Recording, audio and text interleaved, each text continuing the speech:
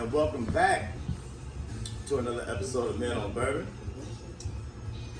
I'm your host, Cam, and this evening I have Ambrose, and we're chilling here at Shaker Luxurious Cigar Lounge here at what is it, Shaker and Leroy. Correct. Come on by and grab a smoke if you ain't got nothing to do. Have a beautiful humidor. Lots of accessories as far as Zycar cutters and lighters and all that. What do you say? All that type of, all those accoutrements. Trying to step my vocabulary up. Use these big $15 words. So I hope everybody had a wonderful Christmas. We're stepping our way up into 2022. Working our way, we got one more week. This COVID virus is getting real scary. So everybody please stay safe. I guess we're gonna get back to doing all that. And well, I don't know. The government ain't gonna let that shit happen. I doubt that. They ain't ready to give up no more money. And chalk that little shit. But anyway, this week's edition that we have on Men on Bourbon, excuse me, getting a little tongue tied. We have Buffalo Trace. We all know that I love my Buffalo Trace products. And not only that, but Buffalo Trace is one of the staples of bourbon. Started me off with my little Buffalo, my little bourbon run. Started me chasing bourbon. And not only that, but it is, like I said, one of the staples in the bourbon community. Tell me how Ambrose. So I can definitely say you turned me on to Buffalo Trace. Maybe I did, but I think I got turned on to Buffalo Trace up here in this town. I think. Yeah. I definitely know I got turned on to what was that whiskey we was drinking? Hey, before we started drinking this here. Talking about That Irish whiskey. Jameson. That's what we was all drinking before we got hit to this Buffalo Trace. We went from Jameson to Buffalo Trace, and then from Buffalo Trace it just exploded. I mean, it was just like a neutron bomb. Boom. Bang. Bourbon everywhere. You know, I swear to God. You know, it was just ridiculous. You know. But Buffalo Trace is the one that started it all. It used to be to where it's like you couldn't find Buffalo Trace anywhere. But now it's starting to become more readily available. But it's still scarce. But depending on what area you're in, it's like I said, it's starting to become more readily available. You just gotta keep your eyes open, keep your ear to the ground, and you can find it. Couple little facts about Buffalo Trace. It's one of the oldest distilleries. Matter of fact, oldest running distilleries. And not only that, but it's a National Historic Landmark. It's been running for over 200 years. It's been handed down over and over. As a matter of fact, one of the founding fathers of Buffalo Trace is E.H. Taylor, which, like I said, he spearheaded the Bottle and Bond Act. And from E.H. Taylor, you have Colonel Albert Bacon Blanton. And from Blanton, you have Elmer T. Lee, which Elmer T. Lee brought us Weller, Buffalo Trace, and Eagle Rare. I mean, so they have a bunch of contributions to the bourbon industry. about that Pappy. Well, you know, Pappy Van Winkle, it's stored in Buffalo Trace. Okay. But that's a, what is it, Stetzel Weller? No, it's not even Stetzel Weller. I believe they're their own entity, but they just store their stuff in Buffalo Trace. Okay. Pappy is actually not Buffalo Trace. Message. But anyway, so to get on with Buffalo Trace here. Buffalo Trace is a good 67-year bourbon. Not that expensive. It ranges anywhere depending on where you live at, but its average is around $25 to $28 a bottle. Very, very rich in flavor. The nose on it is very rich in vanilla, creamy. Care, so much caramel. So much caramel. I mean, to me, I don't get any wood notes out of this at all. Just rich, creamy vanilla. Like I said, caramel, vanilla, butterscotch. Get a slice of citrus, maybe like a green apple. Slight hint. Not overbearing Right. like green spot. But Right. Very like that real floral. subtle. Yeah. Mm-hmm. But you know, that's because of the mash bill that they use over there at Buffalo Trace. Buffalo Trace uses a very, very high corn mash bill. So that's why it's so sweet. Most of, well, not only the corn, but the wheat. That's what makes it sweet. So any of Buffalo Trace's products you get, you're going to get a sweet nose and a sweet taste. But you should get a little bit of that little bite on the back end. And that's what he's talking about as far as that. What note did you just say? Green apple. That apple. Bang. Go ahead for a sip. Oh, yeah. Cheers.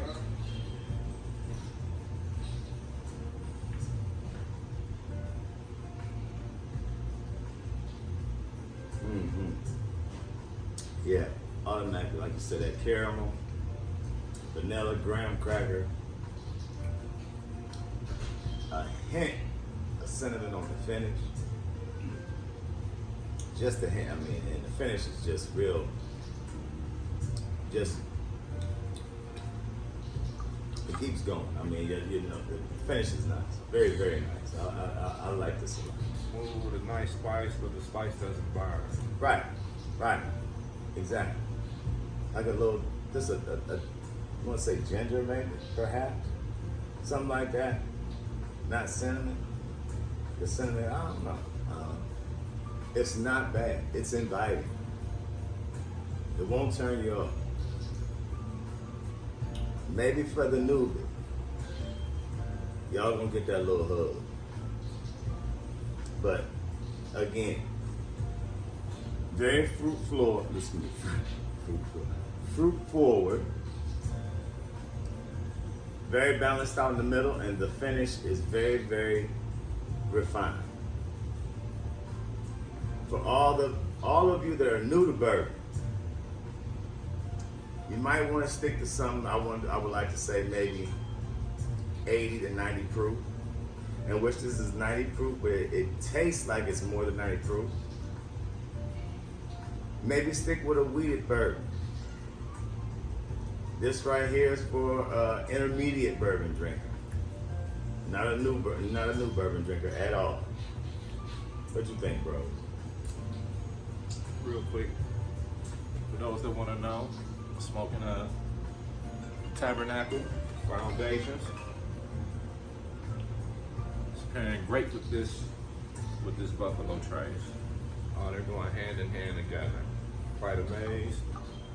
I'm asking But about definitely with this Buffalo Trace.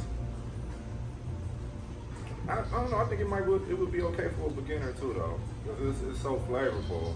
And it doesn't have that much of it doesn't burn. That burn isn't there. Well, you know how most beginners, even with cigars, how beginners, they want to go to the fruity cigars. Yeah. This right here, with it having that little, that, like you say, just that hint of burn on the finish. I think that just might turn them off. Correct. I just think that just might turn a newbie off. But as far as those who love bourbon, you already know that this is one of the as far as the most efficient bourbons, as far as the taste that you can get. As far as, you can put this in your decanter and give it to a bourbon drinker and they think they're drinking some top shelf stuff. Period, point blank. Speaking of decanters, my daughter bought me a very, very nice one for Christmas. Man. I can't wait for you to see it. It's that way. It's super, super dope. Real for real. Oh yeah. Now, we're going to give this bourbon a rating. On a scale of 1 to 5, Now, like I said, the price point of this bottle is no MSRP, no more than $28. Certain states, it is very hard to find. But again, like I said, we live in Ohio, and last year you couldn't find this at all. But this year it's becoming readily available. I mean, as a matter of fact, we're becoming Buffalo Trace snobs. I hate to say that, but I mean, we walk into the store and we leaving it there now because everybody done stocked up on it. But depending on what area you're in, it is very hard to find. 28 bucks, readily available. You see it, get it. So, what else we need to rate this on? That's about it. I'm thinking. Flavor wise is great. Flavor's great. Nose is great. Nose is Finish great. is great. Scale of 1 to 5, I would probably rate this Buffalo Trace at a good 3. 3 and a strong 3.5. I mean, again, I'm very, very privy to Buffalo Trace products.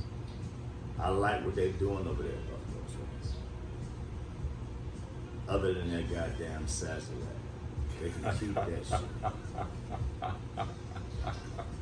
I agree. I never knew Sazerac was Buffalo Trace. I feel like it got turned off into bourbon, but Sazerac owned Buffalo Trace.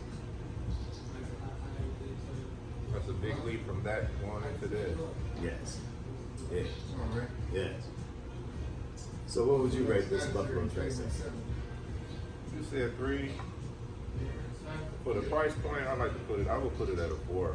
The price point, for what you're getting for that price point, is so outstanding. It's so outstanding. Now, it's not my favorite is Blank. That Blank is wow. That's a whole other mash bill. Blanton's is made of a high rye mash bill. This is more of a wheat, if I'm not mistaken.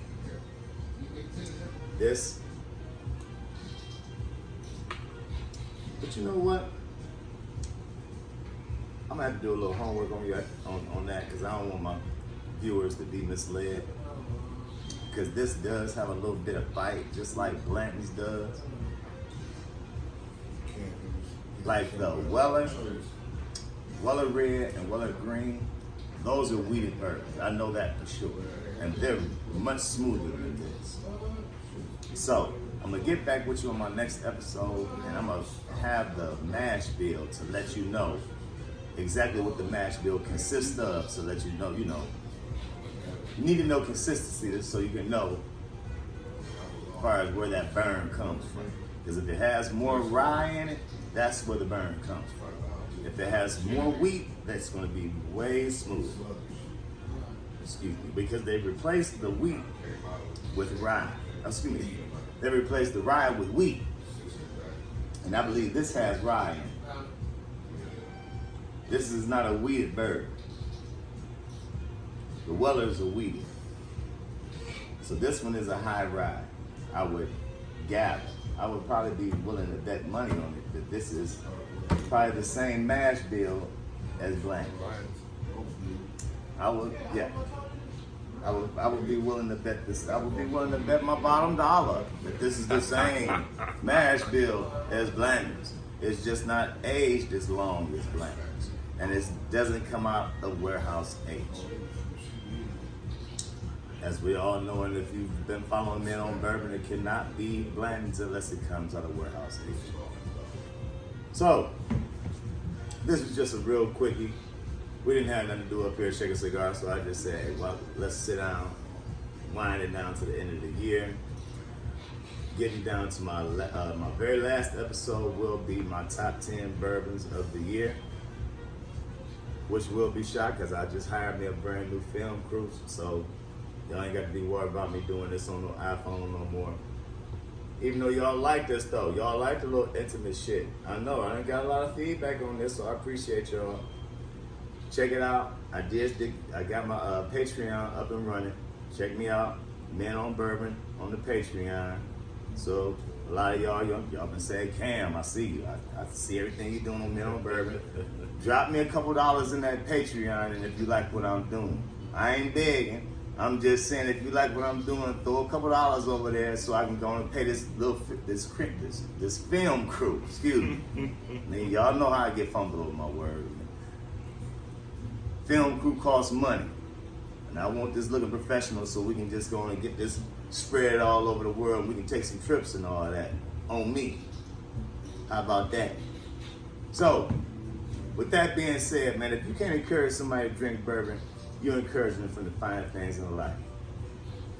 And on behalf of my man Ambrose, my name is Cam.